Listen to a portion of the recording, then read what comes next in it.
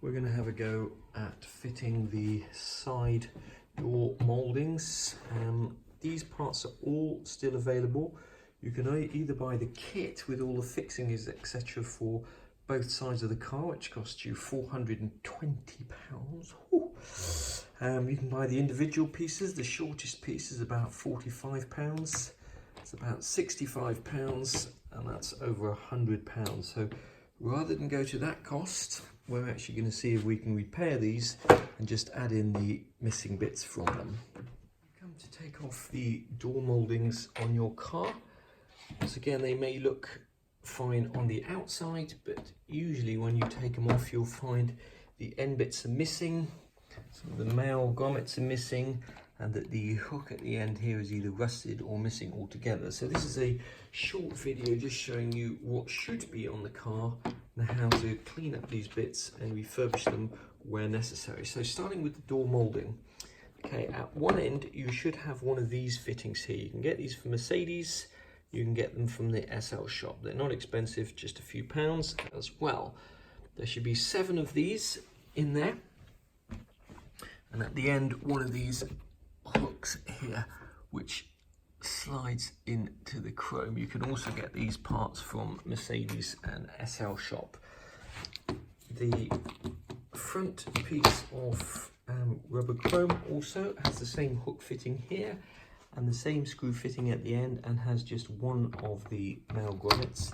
You'll often find that people have glued these onto the car or used, this has got a rubber backing. There shouldn't be anything on there at all. That should just clip straight onto the car, provided you've got new grommets in the car and you've got new ones of these. They'll click together quite firmly without any gaps and without any need for glue or rubber strips. Often, in fact, usually I would say these end bits tend to break just here. And we're just going to try cleaning up one of these, seeing if we can bend it back into shape and reuse it. Once again, they should have the same hook fitting at the end here and the same screw fitting here. So when you're coming to refurb your car, or it's coming back from the paint shop, you're going to need 6 of those, and quite possibly 6 of those.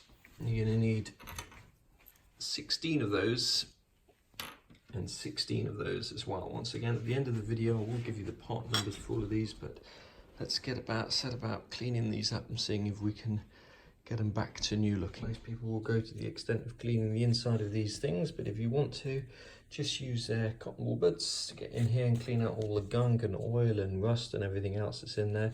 It'll just act as a moisture trap if you don't, and probably your fittings will end up rusting in the future if they haven't already done so. So we've washed that down with warm water, use some cotton wool buds just to clean out the inside. We're going to rub it down with Black in the Flash turtle wax, put the chrome back in and put the fittings in. And it's a lot harder than it looks.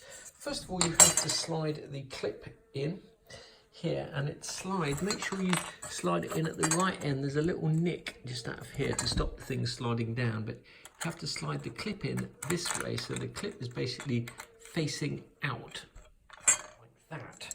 Next up, there is a groove running down along here, if you can see that. And that groove on the inside has to clip inside the rubber. That channel there basically needs to slot in and slide in along that rubber channel. You've got to take this fitting here and slide it in. Now it's not quite symmetrical, so the large end goes in first. The large end first, and it should just slide in and then fit through that hole. And when it came off the car, they often break here. So to do the job properly, what you would do is you just get a bit of glue and glue that together. Once again, looks fine from the front. When you actually take it off the car, first of all, somebody's put this rubber strip off, which we're going to try and get off. And secondly, although it looks like it's got the right fitting in there, that fitting is actually corroded, and therefore, if you can see that, it's loose.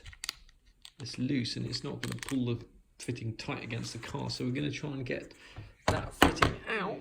Take that chrome piece out, and we're going to fit in a new fitting at the end, and taking those chrome pieces out without breaking the rubber here is extremely difficult to do. You basically just have to peel this back and then pull the chrome out. It's very difficult. I'm not going to attempt to do it with one hand. We're just going to wash that down with warm water, scrub it with a little brass brush, remove any rust from there, get rid of any of this gunk that somebody's used to try and glue these fittings in it previously, and then see if we can actually put the whole thing back together again.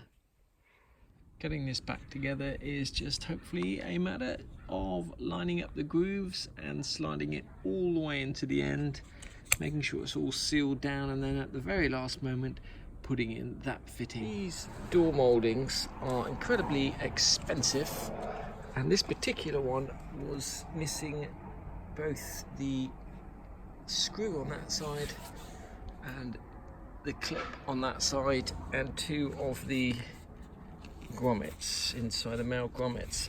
And in addition to that, the underside of this is quite shiny. We can bring that back to shiny rubber, but the top, the bit that you're going to see, is just a rough matte finish. What we're going to try and do is bring this back to life basically, and we're going to start off. I did a little test area here.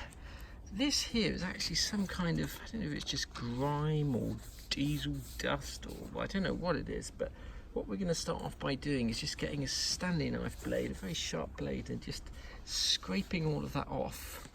And then when we're not going to go too far, because we don't want to be scraping the rubber off, then we are going to use a tiny little bit of this Autosol metal polish, which is just to take off the rough edges, and then we're going to go over it with Black and a Flash turtle wax and see if we can get that looking like new again. We're just going to scrape this off really carefully, and as I say, you don't want to start scraping the underlying rubber if we can possibly avoid it. Just whatever that layer of dirt or grime is, we need to get that off, and then we can start polishing the rubber and getting it back to a shiny finish again. Thread this chrome back into the rubber. You need to make sure the plastic, these male clips, are in. There should be 7 of them slid in there, and they only slide in one way from the top end, because the bottom end has got a little kink there to stop the clip sliding out. So make sure those are in first, and then you can start sliding that into the rubber. Screw in the end of this long door mould is incredibly difficult. What I've done is I've just trimmed a little piece of rubber off the top there and kind of lined it up with that. And what we have to try and do is now slide this over the top of that, and on the smaller pieces that's always proved to be the hardest thing, and then we've got to try and clip all of this over that lip there. Screwdriver to hook this over.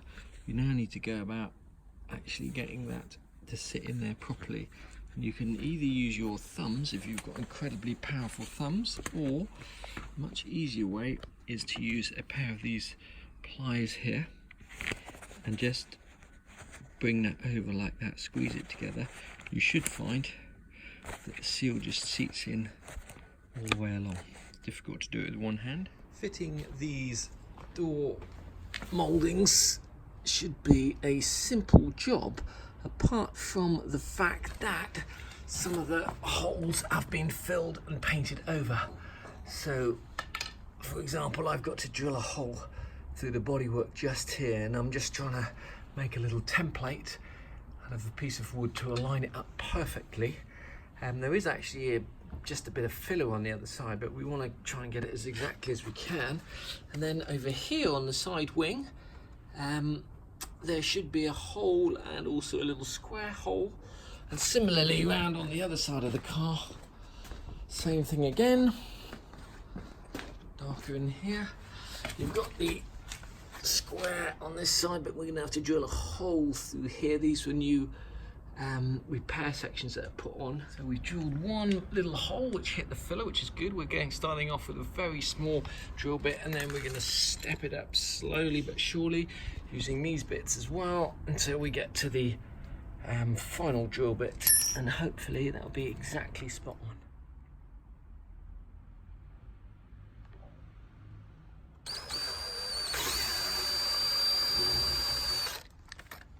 Once you get to about this size of drill bit, I can just see the remains of the red plastic grommet in there, so I'm just going to try and pull it out from the other side with a pair of pliers. The reason we don't do that to start off with is because we don't want to split or chip the paint. You just see the red grommet on the inside of the door, and then after days of sunshine it started bucketing it down out here in sunny Bristol. Just to reach in and pull out what remains of the grommet from the inside of the door. Now let's see what the paintwork looks like on the other side. Fine, so we're now going to just go slightly bigger to be exactly the right diameter and then pop in the last one of these red grommets. Gone up to an 8mm drill.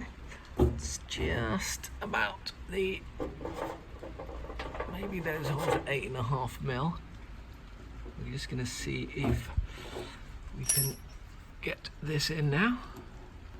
Hole's just slightly too small, so we're going to go a little by moving the drill very slightly upwards. We got rid of a little bit more of that filler, and in theory that should just pop in like that.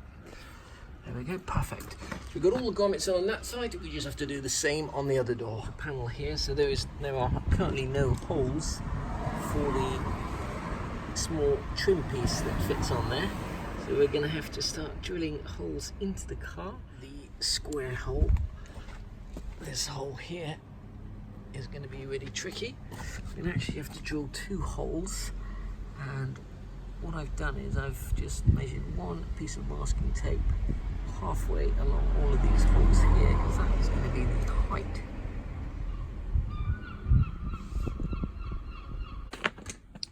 These metal fittings here cost 96p from Mercedes, which is actually much cheaper than from other sources, and the part number of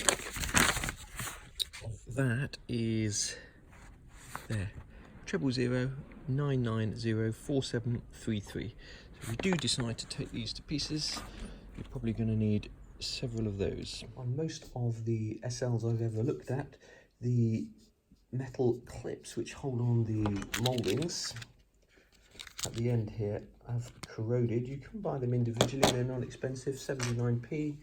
Sometimes they're serviceable when they come out, but they're 79p. That's the part number there. Grommets which hold on the door mouldings, the long door mouldings along the side of the car.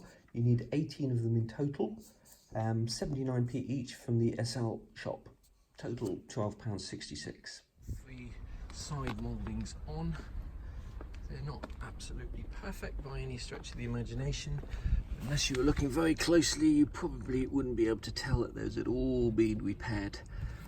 If money was no object, you would just go along to the SL parts shop and buy yourself a set.